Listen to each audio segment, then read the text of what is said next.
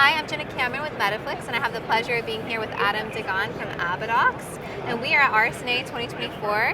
Adam, tell me what has been the highlight so far for you? I know we're just getting started, but what's a highlight at RSNA for you? Highlight so far, it's really been the buzz around some of our new product releases that we've had so far. I think just taking the next step with some of our products that we have, the excitement that we're hearing around some of our AI initiatives has been really, really impactful. We're hearing a lot of great buzz, a lot of excitement. So far, we're feeling the energy, which is really exciting. That's awesome. Yeah, I'm feeling the energy through you. Tell me a little bit about your AI product in general, since that's kind of what we're highlighting. That's the focus at RSNA this year, building intelligent connections. How is AbbaDox building intelligent connections?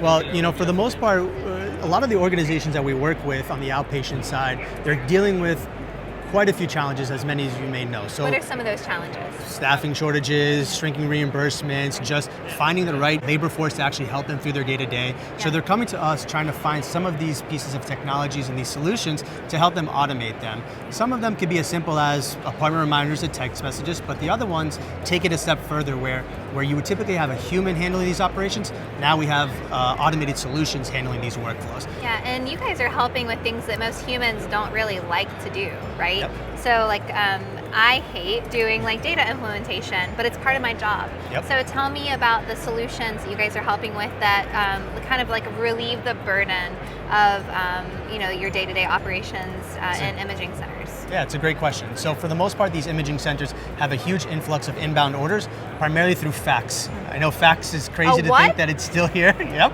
And I'm young enough to even know what a fax is also, believe it or not. But all these labor-intensive processes of just opening the fax, finding which patient it's for, creating that actual in the ordering screen, and then communicating with the patient. Opening the fax to find the fax? Yep, exactly. It just never ends. So some of our solutions now is taking that fax, running it through OCR technology, applying it through some different machine learning models as well, and starting to automate that entire process that alleviates having a human doing it, and now they can focus more on the patient care and helping out the organizations. It's just one of them. Yeah. Another one is AI voice conversations. We call it internally conversation intelligence, right? So as you're speaking with an actual imaging center or call center, they're usually calling for questions about their upcoming exam, their concern, they want to know what they need to do to be prepared, and there's a lot of challenges with the staff shortages just alone to take those calls, especially in the after hours. Some people don't make those calls between 9 to 5, they may make it after hours, so that's one area that we're really trying to help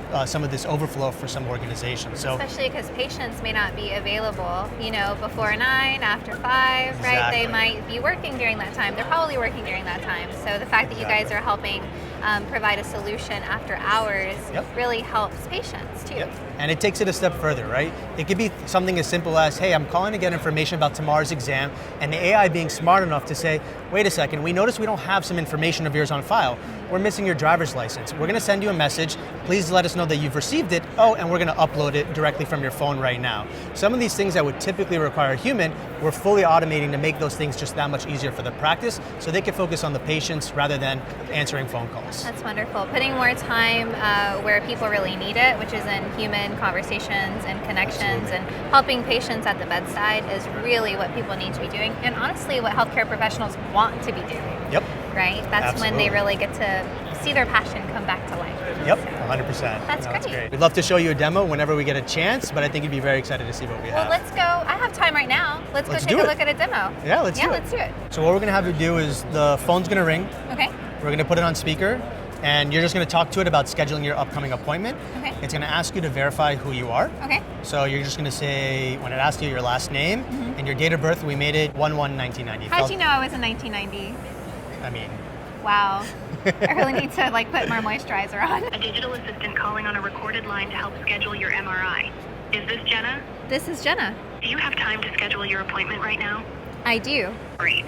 Can you confirm your last name and birthday? My last name is Cameron, and my date of birth is January 1st, 1990. Thanks. We've received an order for an MRI from your physician. Is this right? That's correct. The rest of the call will be 3 to 5 minutes. You will need your ID, insurance, and safety cards if you have one. Let me know when you have them. Wonderful. I'm ready. I first have a questionnaire to ensure that it's safe for you to undergo the procedure. Do you have metal in your body? Not currently. Do you have a cardiac pacemaker? aneurysm clip or a defibrillator? Luckily, I do not. Do you have any stents, shunts, or filters? No to that as well. Do you have an implant? I do not. Are you claustrophobic or unable to lie down? No, luckily I'm not claustrophobic and I'm very able to lay down. I wish I was laying down right now. Do you use a walker, cane, wheelchair, or portable oxygen tank? I do not. Thanks for completing the survey. Your insurance info is currently on file. We'll send an SMS to your phone so that we can get the most recent copy of your insurance card. Sent it? Yeah, Oh, got the message. that was quick. Yeah. Yeah, so now, I just keep going through the process. Yep. Yep, and I just text everything over and it's simple. Yep. And That's you can great. go through, continue the conversation, and say, I'm ready to Alright. schedule, and we'll be good to go. Yeah, I love that it's not like forwarding me to a link to do it elsewhere, and I can just interact here via text. Yep. It makes it more authentic, real, and easier. And it also asks you the safety questions to ensure, hey, you can schedule this. Otherwise, it would have said, you know what, we need to talk to someone else and maybe put this in the right hand, so that way either we need to get you a different exam or do something else from there. So that's great. Yeah. So this is AbbaDox CareFlow. It's our cloud-native, web-based application. It's really a workflow optimization tool. And what we're going to be highlighting here today is these incoming faxes. Now, for the most part, most organizations, some of them still receive it on paper, others receive it in an e-fax in a digital inbox, but then they have to go into multiple systems. With ours, first and foremost, it lands directly into the RIS system, so that way it can be processed. Now, there's a couple flavors of automation that can be taken from here on out. As soon as that fax is received, most organizations have a human that's actually going to look at the fax, open it, and try to say, which patient is it for? What kind of document is this? Is this a pizza flyer and it's spam and I got to get rid of it? Or maybe it's an actual order that I got to process from there. So the beauty of our system is that as soon as that fax document is received, we're going to process every single page through AI, automation, OCR, and we're going to put it through a couple different machine learning models that will highlight a few different things. One is handwriting text, others is actual details about the document themselves, and we'll automate a few processes that would happen from here. And what I'd like to show, for the most part, is when we're looking at the screen, is that we have a list of all these fax documents that were received, and every time we click on one, we could see the actual fax document itself without having to open multiple screens. But what's important to note here is that most organizations have this manual step of creating the order by hand, where they have to type in the patient's name, they have to type in what kind of exam it is, who's the referring physician. With AbbaDox, we can automate that whole process, or we can make it more as a confirmation screen for an agent to make sure that the AI got it right. So I'd love to show you just a quick example of how that works. Yeah, for sure. When I go ahead and I sort this fax, we'll notice that it's going to open up into another split pane view. And within the split pane view, we're still going to keep the document right-hand side so you can see it. But right off the bat, I want to highlight two things. First thing is that we've automatically linked for which patient this order came from. So we have Adam Dagan right here that it's indexed to. And if I were to zoom in at the top of the screen, we have Adam Dagan on the order as well. Great. Other item that I wanted to highlight here is that we can pre-populate some information as well. For example, this order came from Richard Emmett. You may have multiple ordering referring physicians in the system. You may want to select it or have it automatically linked. The beauty of the system is that we can either pre-populate it just to save staff some time to find the right referring physician, Nice. or we can automatically link it like we do here with the patient itself. So if somebody is new and is not in the system yet, does it automatically create a new contact for a patient and for a referring physician as well? All of that is possible. It just depends on the organizations. When you Okay. play around with referring physician data, a lot of times it's a very sensitive area of wanting to create referring physicians within your system. So some organizations want to control that by certain departments. Yeah. But as far as patients goes, we have quite a few different mechanisms to determine, do we have this patient or not? For example, as people get married, sometimes they change their last names. So what we do with our patient linking is we apply a few different matching algorithms with different weighted scales.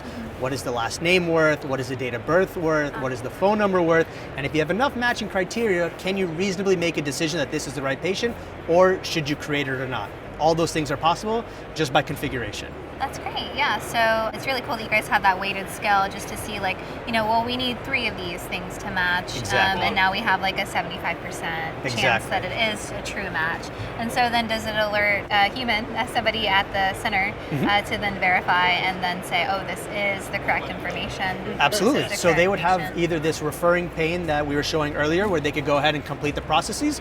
Otherwise, if we got everything as a match, it would completely bypass this screen and it would just go straight as an order with the text message automatically notifying the patients, hey, we've got you scheduled, or hey, we'd like to schedule your appointment, call us or use this link to self-schedule. Yeah. Talk to me a little bit about that ROI. Like, what kind of percentages are you guys helping with as far as like revenue goes, time saving at facilities, the ability to see more patients because everything is moving so much faster? It's a great question. So one client that I'll highlight, when they implemented the AbbaDox, even with some of the pieces of the AI, prior to going live with us, they had a backlog of about 6,000 faxes that were unprocessed. And they received 1,500 faxes a day. So if you were to think about this backlog that they had to fix, and at the same time what they were receiving on a daily basis, it was really hard for them to manage.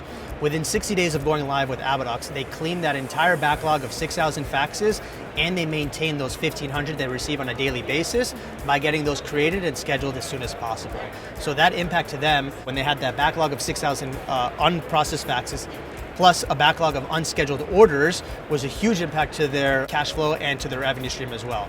So from them, just alone, just from automating some of these processes, they were able to save just around $400,000 a year just on annual FTE costs, just alone from fax management, and then of course increase their throughput of scheduled appointments. And probably also from their perspective, I would imagine patient satisfaction and then return, so patient loyalty, if you Absolutely. will. Like, I know if I have a good experience booking with someone, then I'm more likely to continue working with them, continue going. If I have a good experience across the board, Absolutely. I am somebody who is brand loyal. So I could see that working really well for these facilities. They don't know that AbbaDox is behind it, probably from the patient perspective. Exactly. But if the healthcare provider feels like and knows that they are getting more repeat customers, that's also good for them and good for their business and good for the patients. Happier patients, again, they're going through a lot of anxiety. They know they have to get medical imaging done.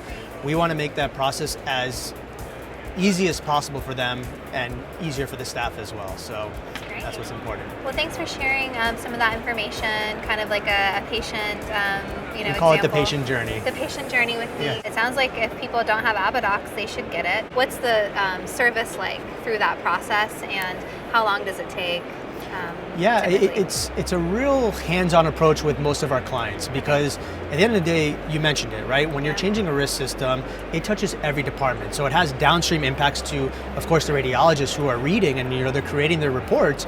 But before you can even get there, right, you need to optimize the whole process of what the front desk is going through, what the technologists are going through, what the schedulers are going through, what are the medical records departments going through.